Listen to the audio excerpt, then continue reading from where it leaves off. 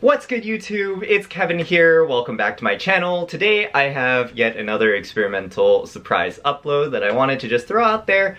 Today I'll be comparing three versions of the Yeezy silhouette and giving you guys kind of the pros and cons and an overall verdict as to which one that I generally suggest for everyone. Because, I mean, whenever I watch comparison videos and YouTubers don't give you a response, I get extremely infuriated because I was just like, you wasted like 8 minutes just to tell me they're the same feeling. Why? Why do you do that to me? Anyways, so today I will be comparing the Yeezy 700s to the Yeezy 500s to the Yeezy 350 V2s. Let's check them out.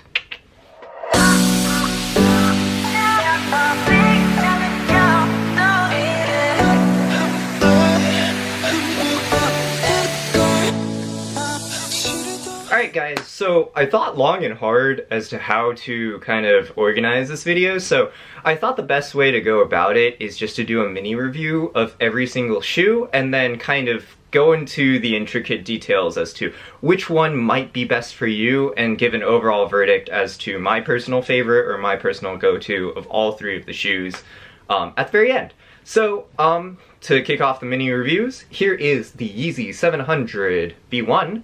The shoe itself is a very, very interesting shoe. It's very out there. It has these butter laces, these orange hits, this like very foresty green hit, and this dark teal hit. The shoe features Boost, which you can tell by the cracks of the soles here. And it has a really interesting, like, I don't know, this is like a Dalmatian pattern on the bottoms. I think it's super interesting.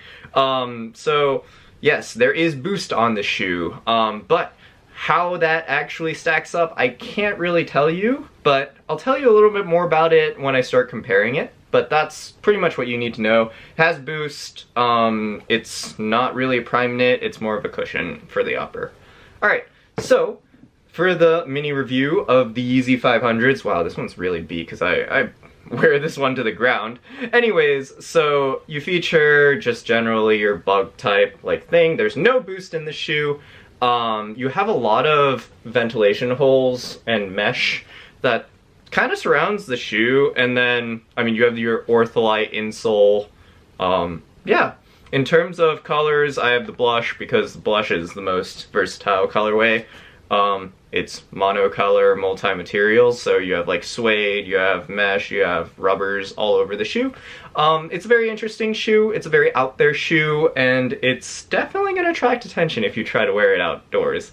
And so for the final one, let's go with the Yeezy 350 Creams. This one also has Boost. It is covered with this, I guess this ribbed thingy that covers it, and it's like lined and stuff. I don't really know what to call it. It has a pull tab, and the entire upper is prime knit, so it's designed to give you that sock-like feel. Alright, so that kind of wraps up the mini reviews, so let's start to talk and delve into a deeper comparison between all three of the shoes. So I'm just going to talk about comfort first. So when you slip on the Yeezy 700s, you feel the comfort of a pillow in the upper, but the bottoms are very, very sturdy. So the Boost actually doesn't feel like the Ultra Boost or the V2 Boost. It feels like just a brick of Boost that's helping you, I guess, stabilize your strides.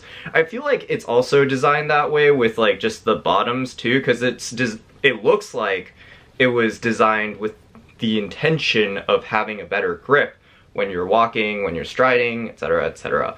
And so, in terms of comfort, this thing, I would say, is the least comfortable of all three of the shoes, just simply because the Boost is not felt at all, and it has the upper feeling of the 500, but it's not nearly as comfortable as the 500, for some reason. It's very, like, it's almost constricting to a sense. Like, it's like forcing your foot to, like, I guess, be comfortable.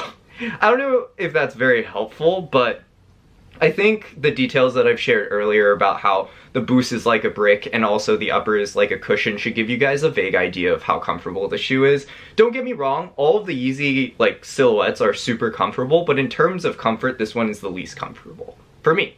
And then let's move on to the Yeezy 500. So as you can see, it's beaten to the ground, but this is a super, super comfortable shoe. So you don't see it, but on the inside, there's like this like stretchy material that keeps the tongue inside. It's a well ventilated mesh. When you stick your foot in this shoe, it legitimately feels like you just took your pillow, like cut out a hole, and you just jammed your foot into that hole. Like, this is a super comfortable shoe. It legitimately feels like I'm walking on clouds whenever I'm on this shoe. And plus, I don't know why. Probably it's because of the sole. The fact that he chose not to use Boost, in my opinion, was genius for this shoe, just because I think there's something about the way that these little pods and these weird things are designed, but every time I get this like springy, mattress-like comfort that just is unprecedented.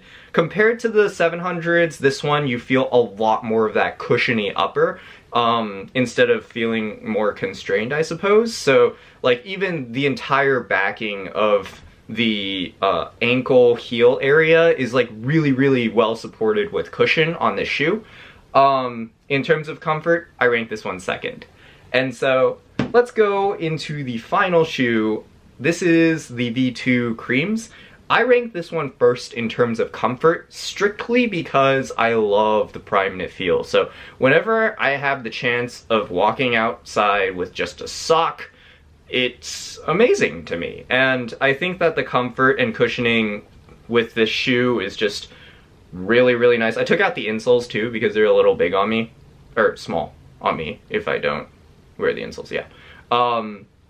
So in terms of how the shoe is designed, the prime knit is super stretchy. I mean, I'm sure the reviewers that like specifically review Yeezys do better justice than what I'm doing right now, but I'm just gonna tell you guys, the prime knit is super, super comfortable on the shoe. The boost is felt with every single stride that you take compared to, I guess, the stable boost of the 700s. Like, it flows with your foot just like an Ultra Boost does.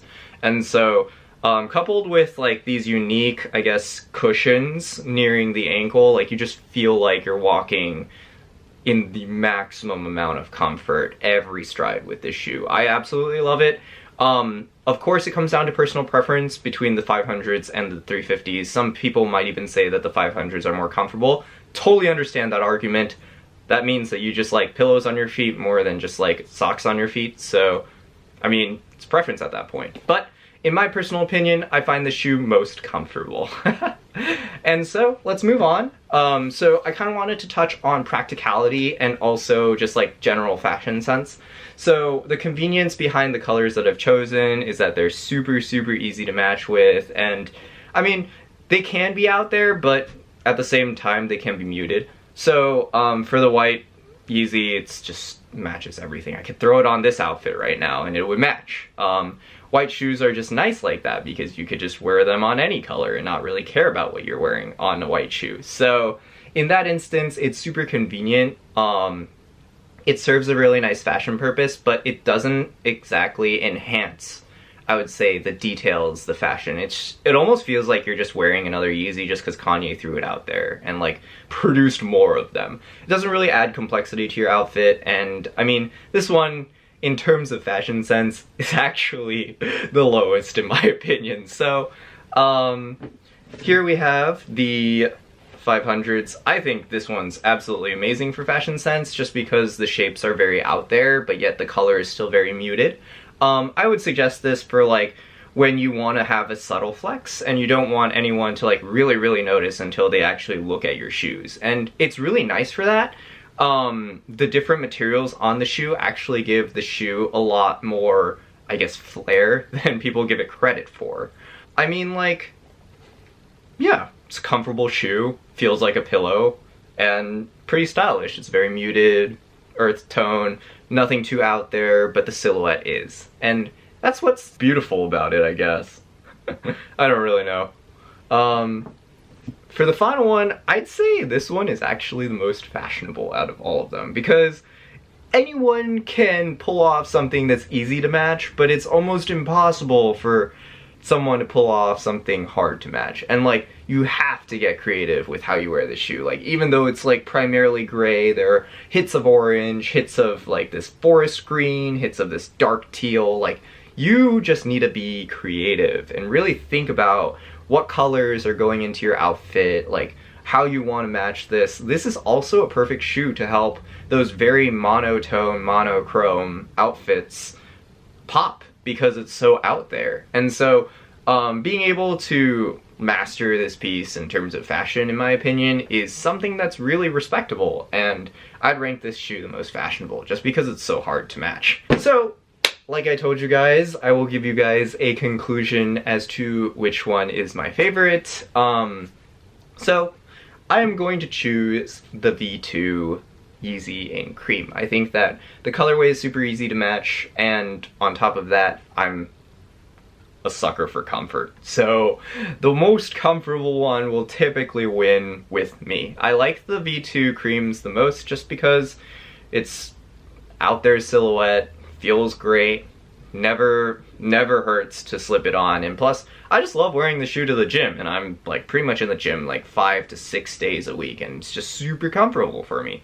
I want to be comfortable, so I chose this one. Anyways, what's your guys' favorites? I'd love to know. Leave a comment in the comment section down below. Yeah, let me know. If you have any questions about the sizing or details about the shoe or occasions in which you might actually use the shoe, drop them down below too. So this is Kevin. I hope you guys like and subscribe if you haven't already. I'll see you guys in the review video this Sunday. Bye!